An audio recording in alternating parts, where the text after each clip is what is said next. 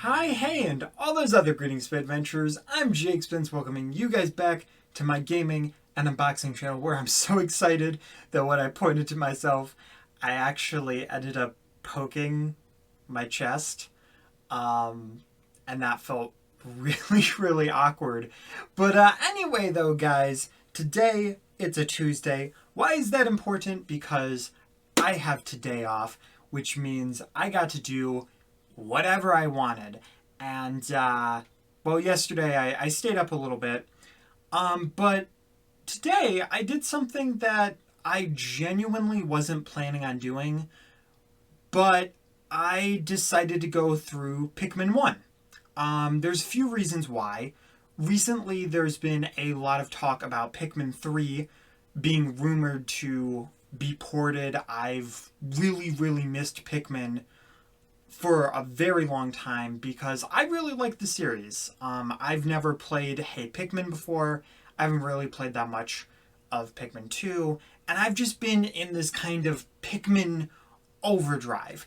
Yesterday, I went to design a shirt, and it had been a while. I needed some stress relief. I drew a blue Pikmin. So if that wasn't a sign to me that I had some Pikmin on the brain, I don't know what does.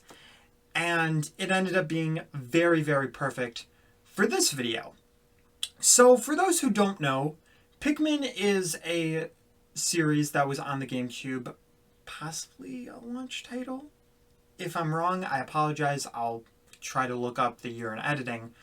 But it's made by, I almost said Masahiro Sakurai. No, it's made by Miyamoto, creator of Mario as well as Zelda, and you have 100 little creatures called Pikmin that you control with a character named Olimar. Throughout the entire series, you get different captains that you're able to multitask, but in the first Pikmin, you get Olimar himself, as well as 3 Pikmin types, being the red Pikmin, the blue Pikmin, and the yellow Pikmin. Of course, getting red first, getting yellow second, and then blue trails a little bit further along just so that you're able to explore with these 2 Pikmin types, and then the other one, you're able to kind of just round it off.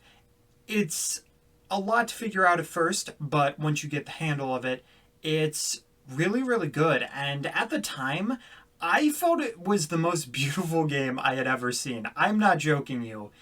Back in like early high school years, I was telling my friends how beautiful Pikmin 1 still was.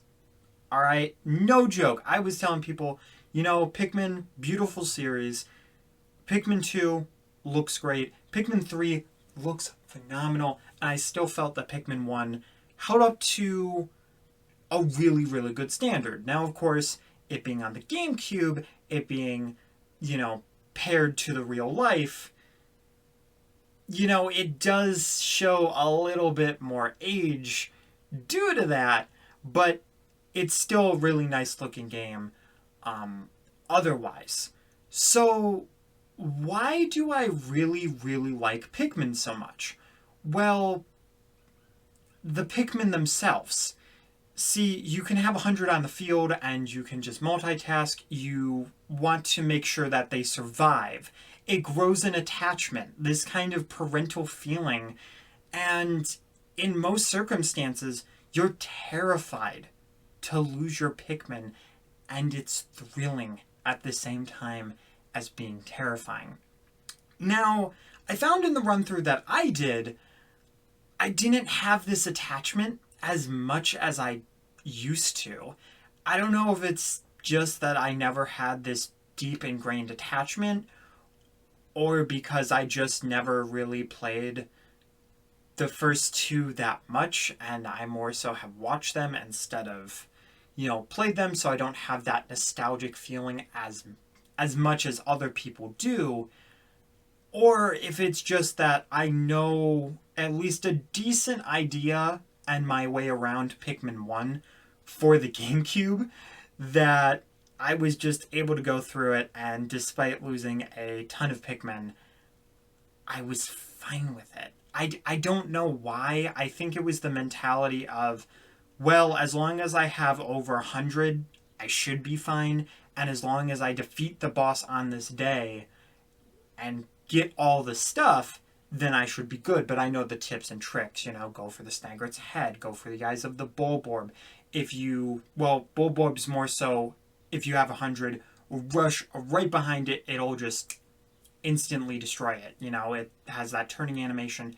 There's a lot of tips and tricks, and it's a very small game. It has its timer system, which gives you roughly 15 minutes to a day, depending on, pauses and trying to figure out where everything is.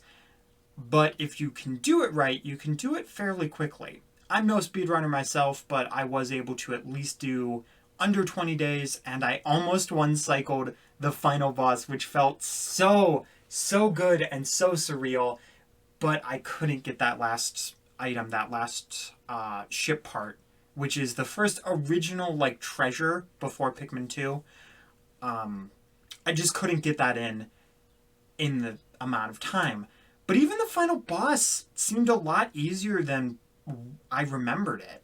And part of that's probably because of the bomb rocks. Now, one thing with the bomb rocks that I did notice is I had a weird glitch happen where in the Distant Springs, I hate the Distant Springs. It is frustrating and awful. I don't care how many times I play it. It still annoys me, but at least knowing these tips and tricks, it did help a fair amount, but it still was the most that gave me trouble. I still lost 70 Pikmin and had to restart the day. Only once, though.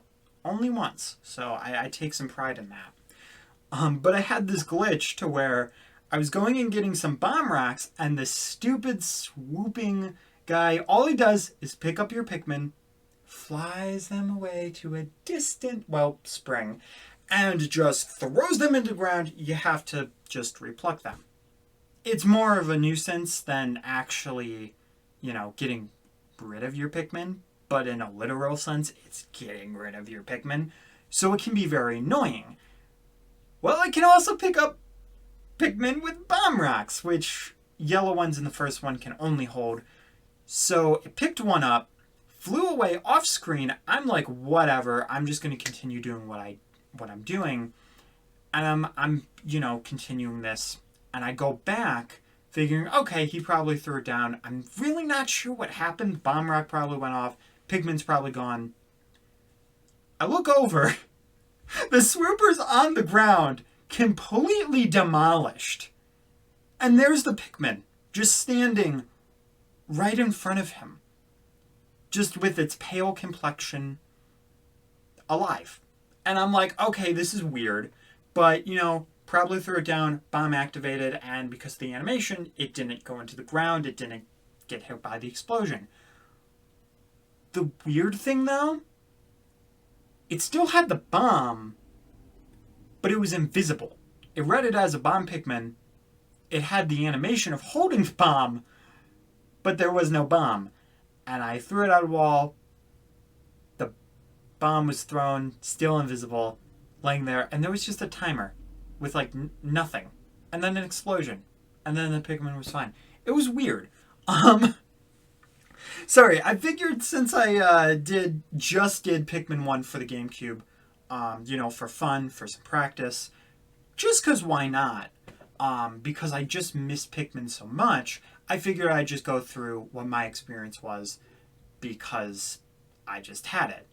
Now, this isn't necessarily a review, per se, but that's kind of the review history portion. There is actually something else, because as you guys know, with Kirby and my little SB here, I have been trying to get more so into Nintendo collecting, and I decided to go online and, Amazon stuff. I got my sister a gift, I got my mom a gift, and my sisters didn't have the shipping thing, so to kind of just alleviate the whole shipping thing, even though I know it's a trap, and I still fall for it anyway, but, I'm gonna do it till the end of time. Let's be honest here. But, I decided to treat myself to something Nintendo related, and that being a red Pikmin. Yeah, that's right. I have been waiting for years. I don't know why I've never picked up anything Pikmin, because even though I don't have an insane Arlo attachment to Pikmin, I do really love me some Pikmin. I just really enjoy it. It's a really great series. And, you know, Smash Brothers is what introduced us to it. Weirdly enough, because of my brother having an obsession with weird characters, we ended up finding the series all together, and turned out it was great. But there's a video on my channel that's maybe 4 minutes of a World Nintendo yellow Pikmin figure that's like, you know, this tiny. It's probably a bad video, but I think I forgot to like publish it for like 2 years, and then I found that it was like privated, and I was like, this is awkward. But anyway, though, guys, here we go, opening up the red Pikmin. Now, I do actually want to get more Pikmin Plush, and to be honest, the red Pikmin is not necessarily my favorite Pikmin. That would go to the yellow one. But Spins, the yellow one is useless in Pikmin 1. Well, other than Bomb Rocks, of course. You're not wrong. But I really liked the color yellow when I was younger. And I thought the big ears were like super, super cute. They're just adorable to me. I don't know. I just really like yellow Pikmin. Red Pikmin themselves, however, their distinctions to the three, because they all have their different attributes, is that they are the best fighter in the game, which is something they don't outright tell you as far as I know. I might be wrong, but it is super, super helpful. You can still just decimate with 100 blue Pikmin if you really wanted to, but if you want to make sure you are assured, red Pikmin are great. Now, of course, its immunity to fire isn't necessarily that useful. Forest Navel is really the only time you see this, as there's a lot of fire enemies and just fire in general. Despite finding the water Pikmin there, there's still water and stuff, but it's still kind of weird, because you can also skip like a large section for one part, but there's also a part in the water and a few other parts. It's just weird, because it's specifically designated for red, but you more so need blue and yellow. But anyway, I digress.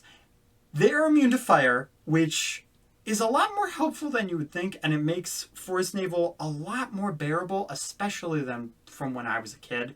Still not the biggest fan of it, just because of the low lighting.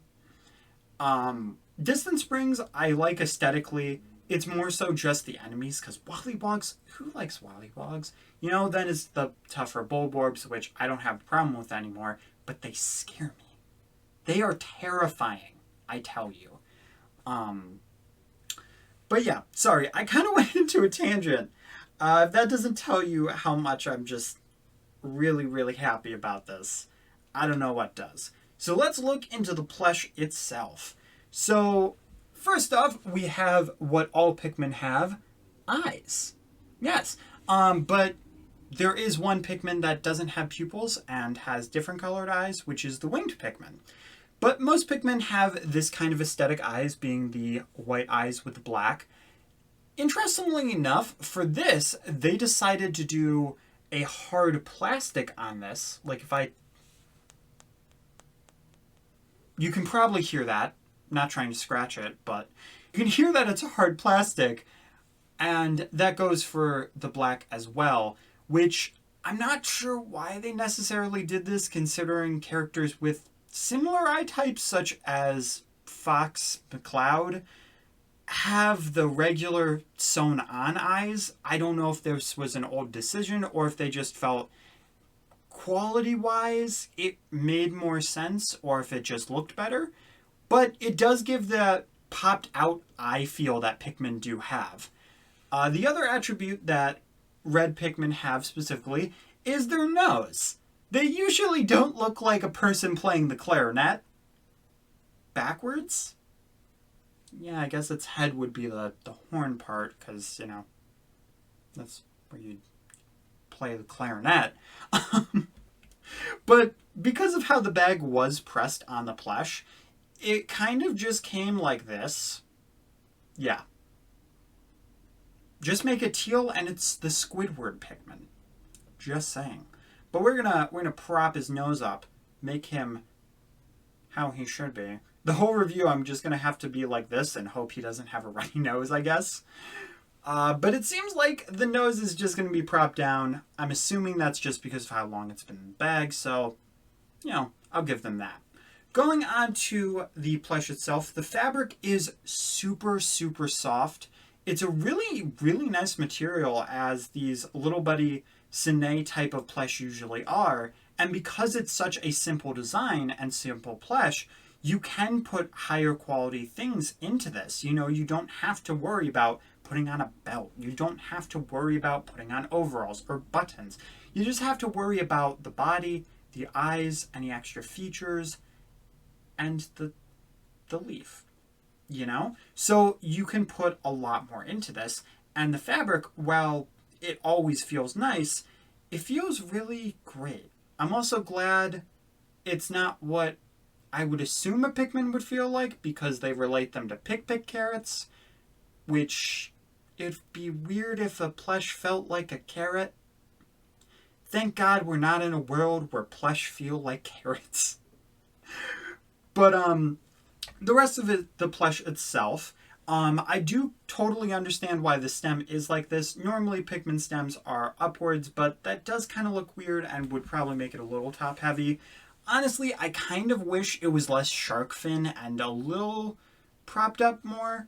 But I think what they were going for is that like running animation of them, where their like leaf goes back and forth, and then sometimes they just trip on their face and take so long that you're already gone, and then they pop up and like, where's Elmer?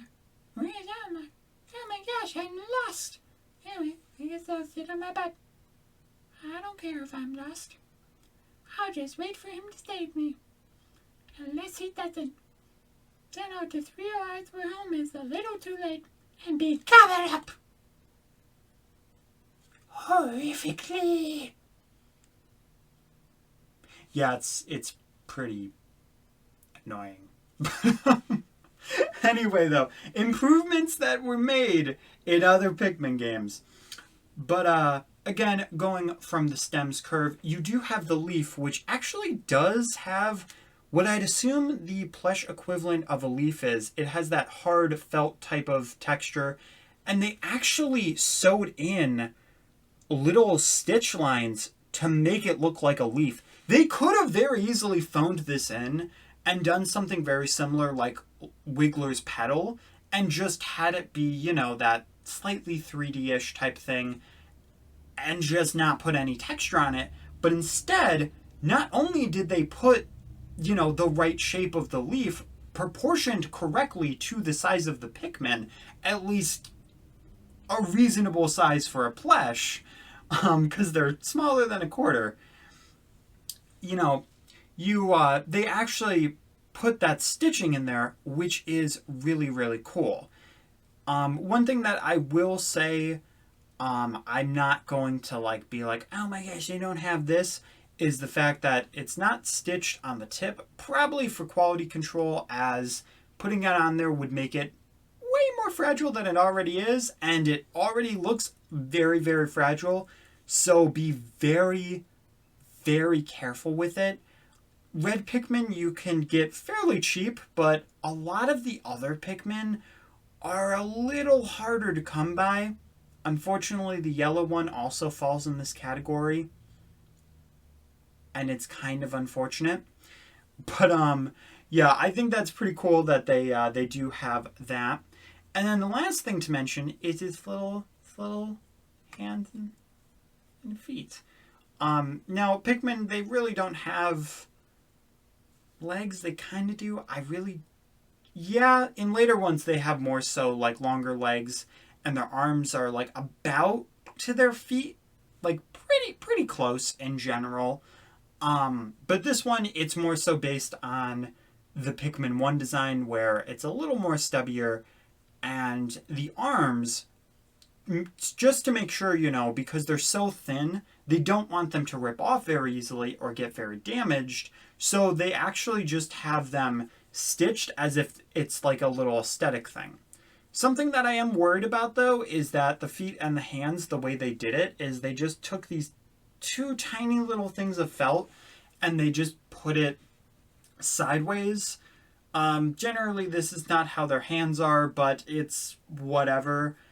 Honestly, I feel like it may have been better to just not include those, which might seem a little weird, but I feel like if they just left them as more so stubs, it would be better quality wise because these could very easily get damaged or fall off. So, once again, you do have to be careful with that. But this isn't a plush you'd really be moving around that much, and Pikmin isn't really something that I see talked about a lot, so I don't think other people that aren't like, collectors or fans of the games would really have. Well, you wouldn't really mind too much. But essentially, like, a Mario plush, anybody and their mom could have the potential of buying a Mario plush, and it makes it a little more dangerous for those plush just because a lot more people have them, a lot more kids would have them. Whereas a Pikmin plush, well, yes, there are going to be some kids that have it. It's a series that has been kind of like teeter-tottered. It's a very like it's on the lower side of the Miyamoto play like games and stuff, which I don't agree with, but whatever, you guys get my point. Anyway though, guys, that is the red Pikmin and my thoughts on Pikmin 1. I'm pretty happy that I went through the game today. It really doesn't take that long, and while I haven't played the Wii version at the point of recording this, it was just really nice to go through and find out that I know a lot more about these parts than I initially realized I did. Not needing a guide, it was nice. Just being able to breeze through it, and for once, playing Pikmin wasn't tense. It was just really cool. But this did all kind of start because I bought a red Pikmin and a lot of Pikmin rumor talk. So I'm really not sure who you can thank for this video, but I guess there's a few different places you could thank. Either way though, I hope you enjoyed the video. If you did, make sure to hit that like button. Let me know your thoughts on Pikmin as well as this red Pikmin plush. I hope you share this out with all of your Pikmin friends. And if people don't know about Pikmin, share this out because people should know about Pikmin. Especially since I'm pretty sure this plush is a Japanese import. Specifically from, like, I almost said Misei. Sine. It does say Little Buddy in it, though. So, who knows? But the tag is in Japanese. So I'm really not sure. But anyway, though, guys, I'll see you later. And keep safe.